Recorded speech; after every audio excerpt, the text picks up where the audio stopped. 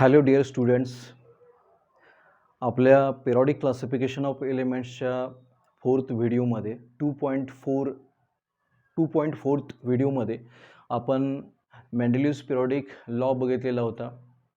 The physical and chemical properties of elements are periodic function of their atomic masses and these properties are retained after some regular time of interval.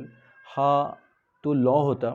आणि त्यानंतर आज आपण या video लेक्चरमध्ये म्हणजे 2.5th व्हिडिओमध्ये आपण काय बघणार आहे की merits of Mendeleev's periodic table.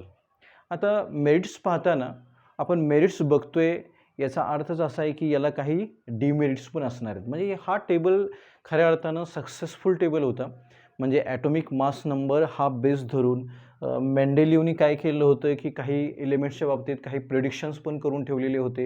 येणाऱ्या काही नवीन शास्त्रज्ञांसाठी एक मार्ग तयार करून ठेवलेला होता.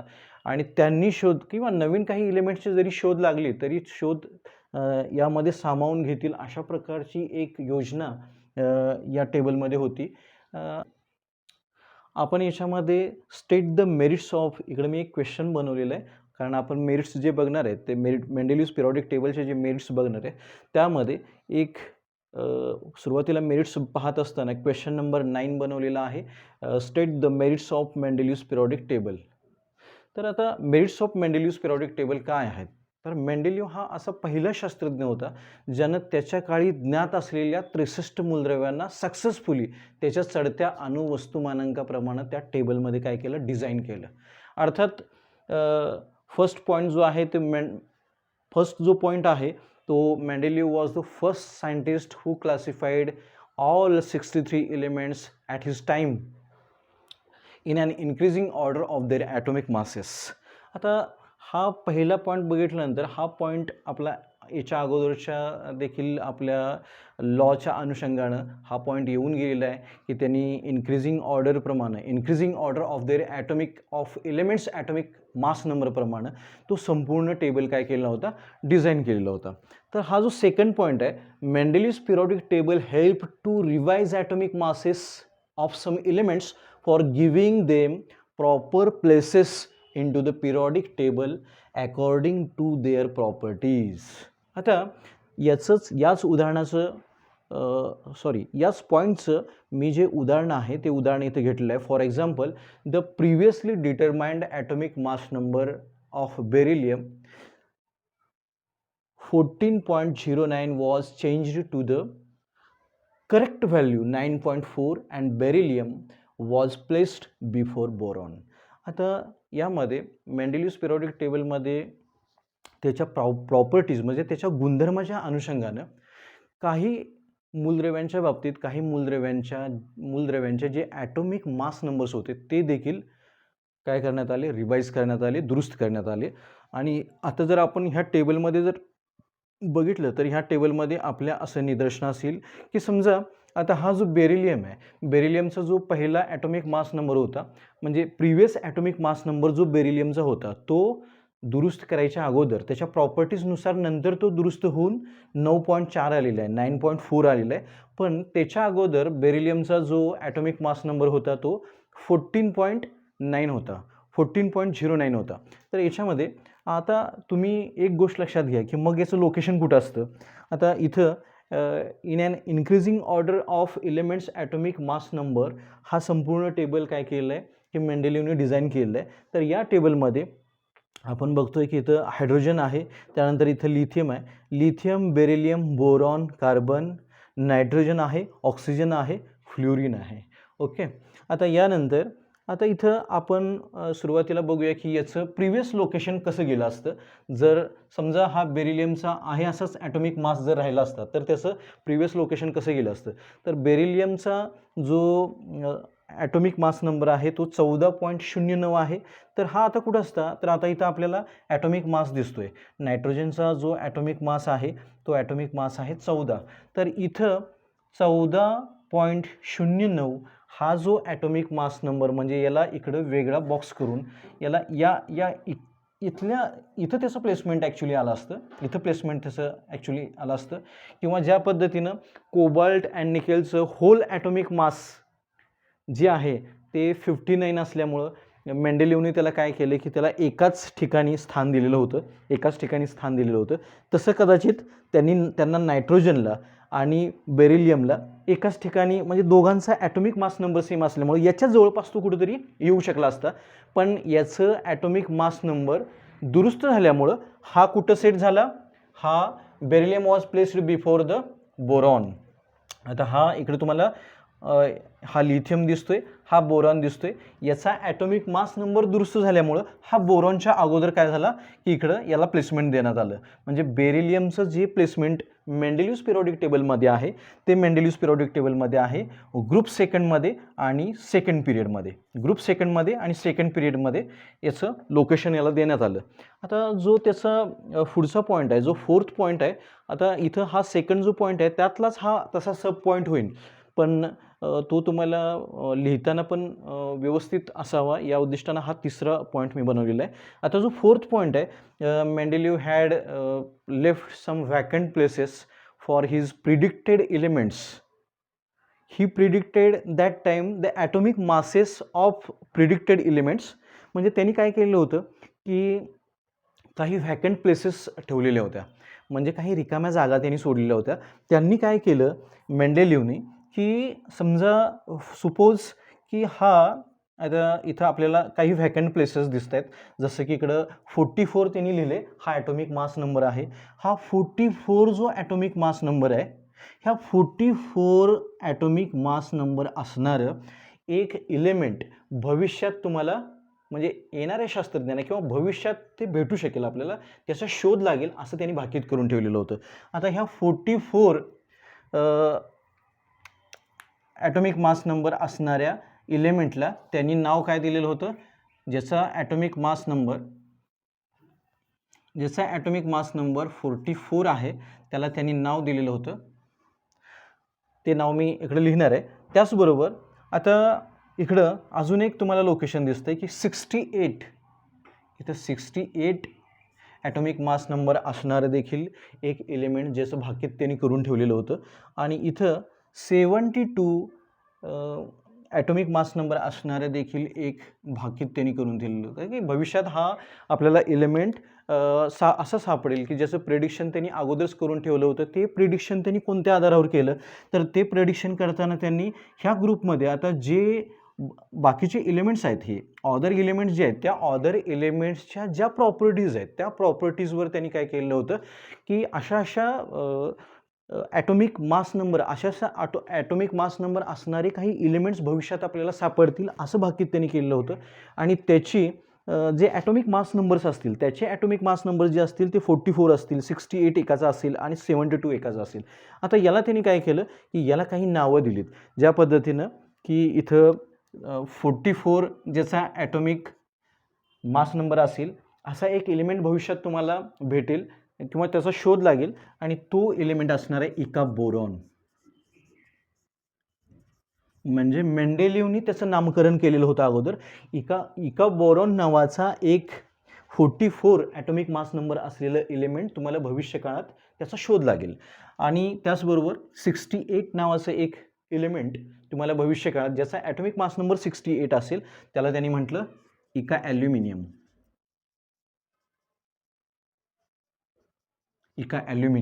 आणि 72 ॲटॉमिक मास नंबर असणारं देखील एक एलिमेंट तुम्हाला भविष्यात सापडेल की ज्याचं नामकरण त्यांनी केलेलं होतं इका सिलिकॉन. आता ही भाकीतं त्यांनी करून ठेवलेली होती. याचा सरळ आणि उघड अर्थ असा आहे की येणाऱ्या शास्त्रज्ञांच्यासाठी देखील किंवा येणाऱ्या काही मूलद्रव्यांचे शोध लागले तर ते शोध लागताना ते त्या पद्धतीनं लागतील, म्हणजे ज्याचा अणुवस्तुमानांक असे असतील आणि ते त्याच्यामध्ये तशाच प्रॉपर्टी या ग्रुपमध्ये ते सामावून ॲकोमोडेट होतील, या ग्रुपमध्ये त्यांना सामावून घेता येईल, म्हणजे जिथं त्यांनी त्याचं स्थान दिलेलं आहे तिथं त्याला सामावून घेता येईल अशाच प्रॉपर्टीज त्या मूलद्रव्यांच्या असतील. असं संपूर्ण जे भाकीत आहे, असं जे प्रेडिक्शन आहे ते त्यांनी त्यावेळेला करून ठेवलेलं होतं. आता ज्याचा ॲटॉमिक मास नंबर 44 होता किंवा ज्याचा 68 होता किंवा ज्याचा 72 होता, हे सगळे जे एलिमेंट्स आहेत ना, हे सगळे एलिमेंट्स भविष्यात शास्त्रज्ञांना म्हणजे या एलिमेंट्सचे खरोखर शोध लागले आणि हे शोध लागल्यानंतर याला शास्त्रज्ञांनी जी नावं दिलीत म्हणजे पुढं याचे शोध लागल्यानंतर जी याला नावं देण्यात आली त्यापैकी जी आता इका बोरॉन आहे तर त्या इका बोरॉनला एक नेम देण्यात आलं, इका ॲल्युमिनियम याला एक नेम देण्यात आलं आणि इका सिलिकॉन याला एक नेम देण्यात आलं. तर इका बोरॉन जे आहे म्हणूनच मी इकडं आता पॉईंट जो केलेला आहे, Mendeleev had left some vacant places in the periodic table for predicted elements like eka boron, eka aluminium, eka silicon and their atomic masses. म्हणजे ह्या ॲटॉमिक मासेसची याला त्यांनी नावं दिलेली होती आणि ह्या ॲटॉमिक मासेसची भाकिती करून ठेवलेली होती की तो जर शोध लागला तर 44 त्याचा ॲटॉमिक मास असेल, 68 त्याचा ॲटॉमिक मास असेल, त्यानंतर 72 त्याचं ॲटॉमिक मास असेल, हे रिस्पेक्टिव्हली. अँड त्याच्या प्रॉपर्टीज काय असतील कारण ते या ग्रुपमध्ये बसणार आहेत, या पिरियडमध्ये बसणार आहेत. म्हणजे त्याच्या प्रॉपर्टीज त्यांनी त्याच वेळेला ह्या इतर मूलद्रव्यांच्या जशा प्रॉपर्टीज आहेत तशाच त्यांच्या प्रॉपर्टीज असतील. म्हणजे प्रॉपर्टीजविषयी देखील त्यांनी प्रेडिक्शन त्यावेळेला करून ठेवलेलं होतं. तर त्याचे जे शोध लागले, दीज एलिमेंट्स आर स्कॅन्डियम ज्याचा SC हा केमिकल फॉर्म्युला आहे, gallium and then germanium respectively. आता हे नंतर जसं की इथं मी लिहिलेलं आहे स्कॅन्डियम, इका बोरॉन म्हणजेच काय स्कॅन्डियम, इका ॲल्युमिनियम म्हणजेच काय गॅलियम, इका सिलिकॉन म्हणजेच काय जर्मेनियम. तर याचे शोध काय केले नंतरच्या काळात, ही मूलद्रव्य या 3 प्लेसेसला म्हणजे आज आपण बघितलं की इका बोरॉनचं जे स्थान आहे ते इका बोरॉनचं स्थान इथे दिसतंय तुम्हाला ग्रुप नंबर 3 मध्ये आणि पिरियड नंबर 4 मध्ये. इका ॲल्युमिनियमचं जे स्थान आहे लोकेशन आहे ते ग्रुप 3 मध्ये आहे आणि पिरियड 5th पिरियडमध्ये आहे. आणि त्याचबरोबर ग्रुप 4th मध्ये पिरियड नंबर 5th मध्ये इका सिलिकॉनचं लोकेशन आहे. तर इथं हे respectively scandium, gallium, germanium, these elements matched well with the prediction of Mendeleev. The properties of scandium, gallium, germanium are matched well with the prediction of Mendeleev. आता हा 4th number point झाल्यानंतर हा 5th number point आहे, when noble gases were discovered. आता Nobel gases जे आहेत जे आता पुढं मॉडर्न पिरियोडिक टेबलमध्ये आपण 18 नंबरच्या ग्रुपमध्ये बघणार आहे, त्याचा शोध मेंडेलिव्हच्या काळामध्ये लागलेला नव्हता. म्हणजे जे ऑर्गॉन आहे, हेलियम आहे, ह्यासारख्या जे नोबल गॅसेसचा किंवा ज्याला आपण इनर्ट गॅसेस बोलतो त्याचा शोध मेंडेलिव्ह त्यांच्या नंतरच्या कालावधीमध्ये लागला. तर when noble gases were discovered they were fitted in a new group. आता नवीन एक ग्रुपच इकडं उपलब्ध करून देण्यात आला आणि त्या ग्रुपमध्ये ते म्हणजे ज्याला आपण झिरो ग्रुप म्हणतो. When noble gases were discovered they were fitted in a new group called as zero group in Mendeleev's periodic table without any disturbance. बाकीच्या ह्या कोणत्याही मूलद्रव्यांना कोणताही डिस्टर्ब न करता ज्यावेळेला नवीन ह्या नोबेल गॅसेसचा किंवा इनर्ट गॅसेसचा शोध लागला त्यावेळेला हे संपूर्ण जे एलिमेंट्स होते, जो झिरो ग्रुप होता तो झिरो ग्रुपला देखील ह्या टेबलने काय केलं की सामावून घेतलं आणि तो ग्रुप झिरो ग्रुप म्हणून ओळखण्यात येतो. तर आता हे सगळे आपण काय बघितले, हे मेरिट्स बघितले. त्यातला पहिला मेरिट म्हणजे काय की Mendeleev was the first scientist who successfully classified 63 elements at his time in an increasing order of their atomic masses. And second one is Mendeleev's periodic table helped to revise the atomic masses of some elements for giving them proper places into the periodic table according to their properties. For example, the previously determined atomic mass number of beryllium was 14.09, but its value is replaced with the correct value 9.4 and beryllium was placed before the boron. The fourth one is Mendeleev had left some vacant places into the periodic table, namely Ica boron, Ica aluminum, Ica silicon, and their atomic masses or atomic mass number was 44, 68, 72 respectively, and their properties also. These elements are scandium, gallium, germanium respectively. The properties of these elements match well with the prediction of Mendeleev. And also the point number 5th is when noble gases were discovered they were fitted in a new group called Chiru group in Mendeleev's periodic table without any disturbance.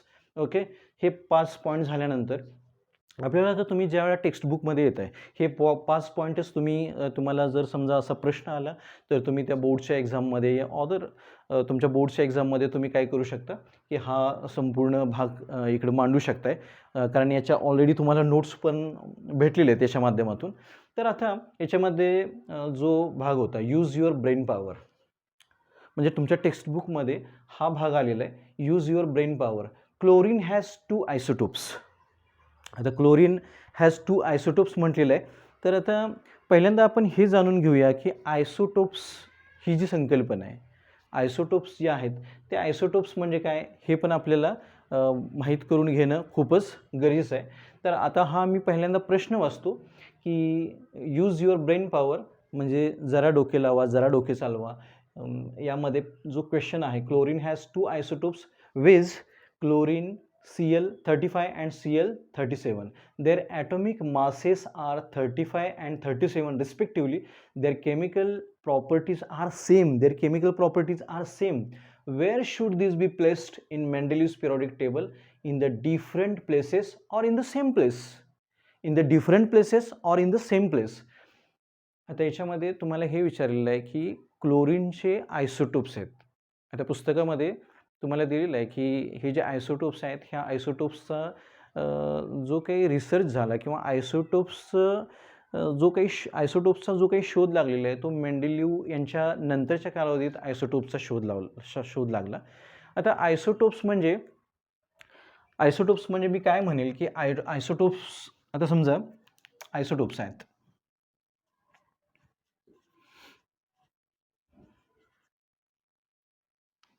Isotopes या संकल्पनेला आपण मराठीमध्ये काय बोलतो, समस्थानिके बोलतो.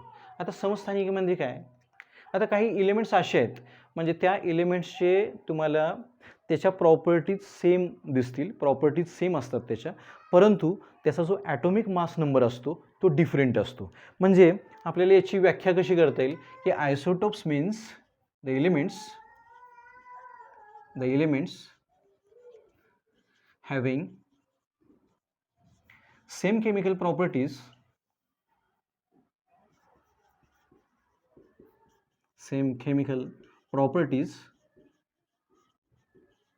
but different atomic mass number or different atomic masses called isotopes.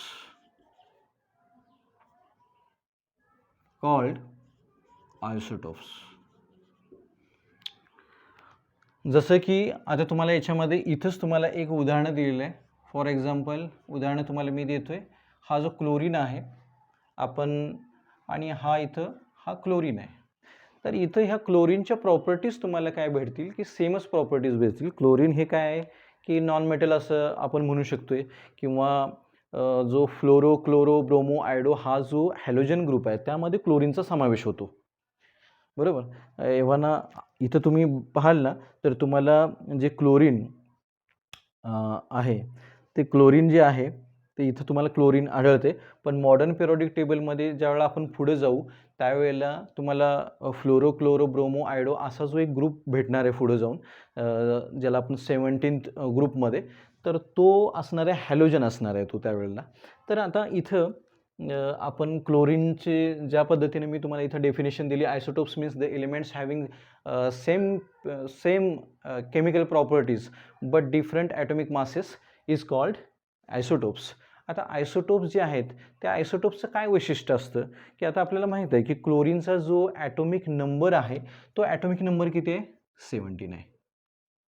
But याच्यामध्ये काय असतात की क्लोरीनच्या काही श्रेणी आपल्याला भेटतात. जसं की आपल्याला हा क्लोरीन जो भेटतो तो याचा ॲटॉमिक मास नंबर 35 असतो, 35 असतो, आणि ह्या क्लोरीनचा जो ॲटॉमिक मास जो इकडे तुम्हाला दिलेला आहे तो 37 दिलेला आहे. तर असे 2 क्लोरीन तुम्हाला निसर्गामध्ये सापडतात. तर हे 2 क्लोरीन म्हणजे ज्याचा ॲटॉमिक मास नंबर असेल तो डिफरंट असेल. ॲटॉमिक मास नंबर एका क्लोरीनचा ॲटॉमिक मास नंबर जो आहे तो 35 आहे आणि एका क्लोरीनचा जो ॲटॉमिक मास नंबर आहे तो 37 आहे. But their atomic numbers are same but different atomic having different atomic masses. तर याच्यामध्ये इथं तुम्हाला क्वेश्चन जो विचारलेला आहे तो प्रश्न हा विचारलेला आहे की तुम्हाला जर असं सांगण्यात आलं की मेंडेलियस पिरियॉडिक टेबलमध्ये हे 2 आपल्याला काय करायचे आहे, हा क्लोरीन आणि हा क्लोरीन हे दोन्ही क्लोरीन सेट करायचे आहेत. आता सगळ्यात महत्त्वाची गोष्ट ही आहे की हा जो टेबल आहे तो in an increasing order of elements atomic mass number आहे. तर आपल्याला इथं मेंडेलिव्हनी या टेबलमध्ये क्लोरीन हा इकडं ग्रुप नंबर 7मध्येच ठेवलेला आहे. हा ग्रुप नंबर 7 आहे. तर ह्या ग्रुप नंबर 7मध्ये याला इथं फ्लोरीन नंतर इथं स्थान दिलेलं आहे क्लोरीनचं. याचा इथं तुम्हाला 35.5 असा ॲटॉमिक मास नंबर दिसतोय. तर आता इथं जर 2 श्रेणी असतील, समजा आयसोटोप्स हा फॉर्म आपल्याला नवीन आहे, म्हणजे मेंडेलिव्हच्या वेळेला तो उपलब्ध नव्हता, नवीन त्याचा शोध लागला. तर क्लोरीनच्या 2 श्रेणी भेटल्या आपल्याला. तर एक क्लोरीनचा जो ॲटॉमिक मास नंबर आहे तो 35 आहे आणि एक क्लोरीनचा ॲटॉमिक मास नंबर जो आहे तो 37 आहे. मग तुम्ही ह्या टेबलमध्ये हे 2 ज्या श्रेणी क्लोरीनच्या भेटलेल्या आहेत ते तुम्ही कशा सेट कराल असं तुम्हाला विचारण्यात आलेलं आहे.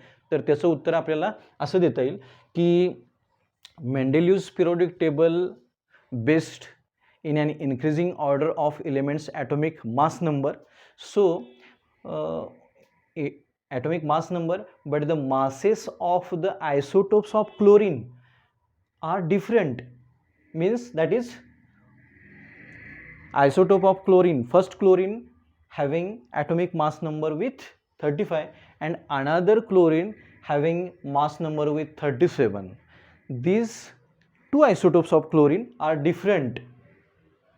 Hence, they should be placed in different places in Mendeleev's periodic table.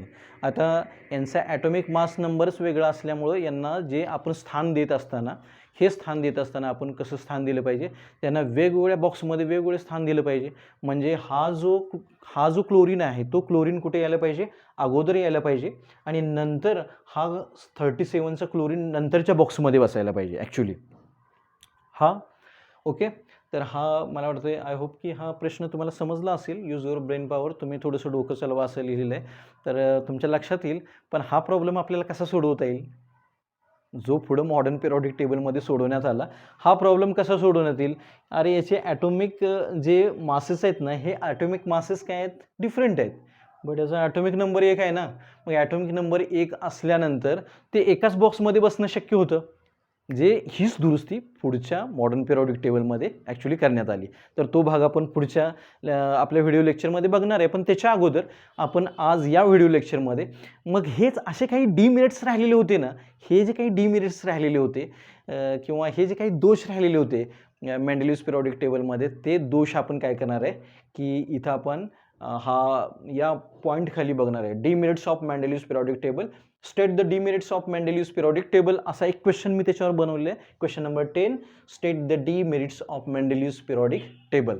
आता याच्यामध्ये मेंडेलिव्हज पिरियॉडिक टेबलचे दोष पाहत असताना किंवा त्याचे डिमेरिट्स बघत असताना आपल्याला सगळ्यात महत्त्वाची एक गोष्ट लक्षात घेणं गरजेचं आहे की आता इकडं कोबाल्ट आणि निकलला एकाच ठिकाणी स्थान देण्यात आलेलं आहे. कोबाल्ट आणि निकल याचा जो पूर्णांकी अणुवस्तुमानांक जो होता त्याचा तो 59 होता. म्हणजे होल ॲटॉमिक मास नंबर जो होता कोबाल्ट आणि निकलचा तो 59 होता. आणि तरीसुद्धा त्यांनी काय केलं की त्याला या एकाच बॉक्समध्ये त्यांनी त्याला बसवलं. म्हणजे इथं मी डिमेरिट्स, पहिला जो डिमेरिट मी लिहिलेला आहे तो असा लिहिलेला आहे की the whole number atomic mass of cobalt and nickel is the same, that is 59. Therefore, there was an ambiguity regarding their placement or their sequence in Mendeleev's periodic table. Mendeleev's periodic table. आता cobalt आणि निकल जे आहेत, म्हणजे हा समजा cobalt आहे आणि हा निकल आहे, तर ह्या दोघांचेही ॲटॉमिक मासेस जे होते ते किती होते, 59 होता. कोबाल्टचा पण 59 ॲटॉमिक मास नंबर होता आणि निकलचा पण 59 ॲटॉमिक मास नंबर होता. तर या दोघांना स्थान कुठं द्यायचं, हा एक प्रश्न मेंडेलिव्हच्या पुढे उभा राहिला आणि त्यामुळंच त्यांनी एकाच बॉक्समध्ये त्यांनी स्थान दिलं. कोबाल्ट आणि निकल, म्हणजे ही एक संदिग्धता होती त्या टेबलमध्ये आणि ती संदिग्धता तो त्याचा डिमेरिट बनून राहिलेली आहे. आता त्यातला दुसरा जो पॉईंट आहे, isotopes were discovered long time. Isotopes were discover long time after Mendeleev put forth the Mendeleev's periodic table, and then isotopes have the same chemical properties but different atomic masses. Therefore the arrangement of isotopes was not fixed in Mendeleev's periodic table. जसं की मी तुम्हाला ह्या आयसोटोप्सच्या माध्यमातून एक उदाहरण दिलं की chlorine आणि हा क्लोरीन आहे, ह्या दोघांना आपण स्थान कसं द्यायचं. म्हणजे आयसोटोप्सचा जो शोध लागलेला होता तो शोध ॲक्च्युली मेंडेलिव्हच्या नंतरच्या कालावधीत लागला आणि त्यामुळं ही एक याच्यामध्ये हा एक डिमेरिट बनून राहिला की isotopes were discovered long time after Mendeleev put for the periodic table. Isotopes have the same chemical properties. Isotopes have the same chemical properties but different atomic masses. Therefore, the arrangement of isotopes was not fixed in Mendeleev's periodic table. आता हा दुसरा जो आहे तो demerit आहे.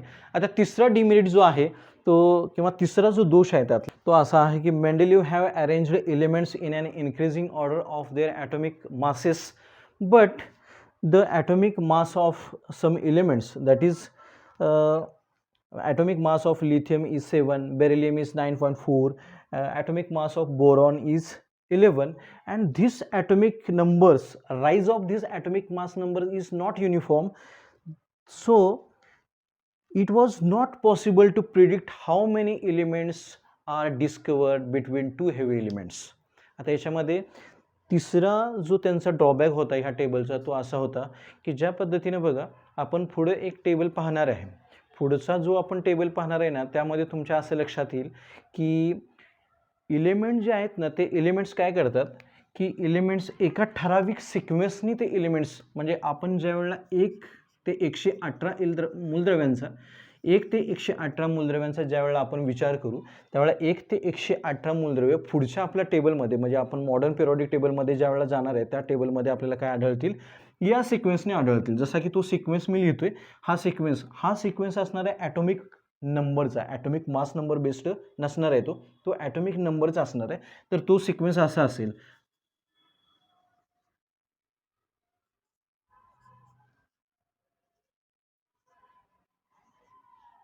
Okay, तर या सिक्वेन्सने काय होईल की ही सगळी मूलद्रव्ये काय करतील की पुढे जातील, म्हणजे 9, 10, 11, 12 अशा पद्धतीने हे एलिमेंट्स काय सरकतील, पुढे सरकतील आणि अशा पद्धतीने हे एलिमेंट्स 118 पर्यंत येतील.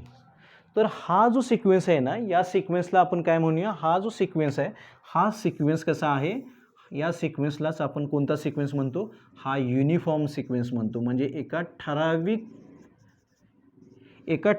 प्रमाणात एका ठराविक आकडेवारीनं हे जे एलिमेंट्स आहेत हे एलिमेंट्स ॲटॉमिक नंबर प्रमाणे मॉडर्न पिरियॉडिक टेबलमध्ये डिझाईन करण्यात आले.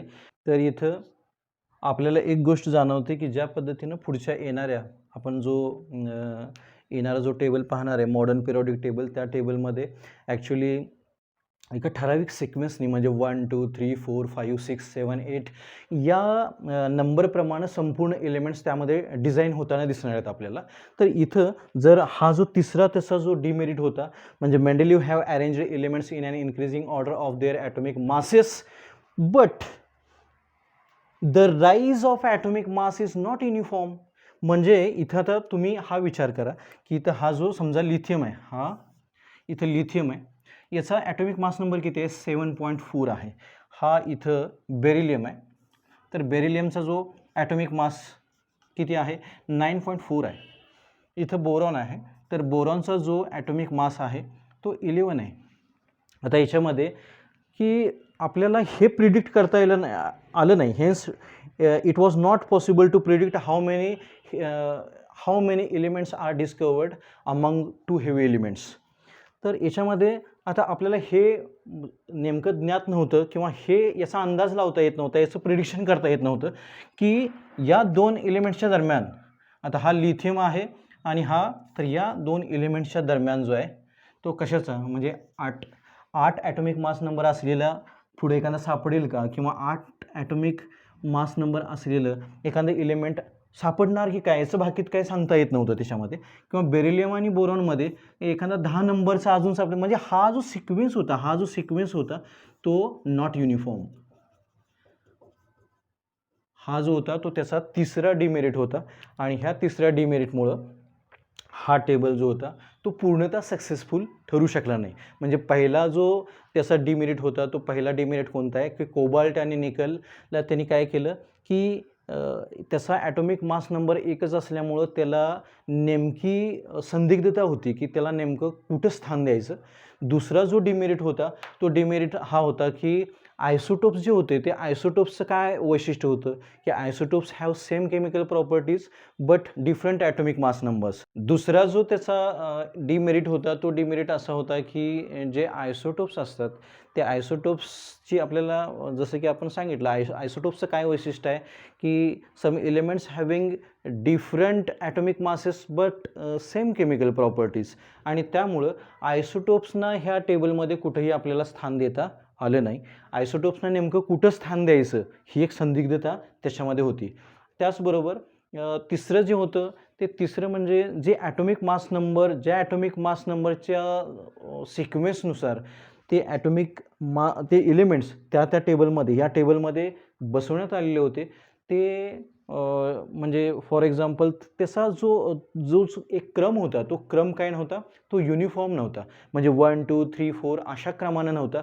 तर त्यामुळेच आपण ह्या 2 मूलद्रव्यांच्या मध्ये एखाद्या कुठल्या मूलद्रव्याचा शोध लागेल, कोणत्या मूलद्रव्याचा शोध लागेल हे सांगणं कठीण होतं, आणि त्याचमुळं काय झालं की हा जो टेबल होता तो टेबल पूर्णतः सक्सेसफुल होऊ शकला नाही.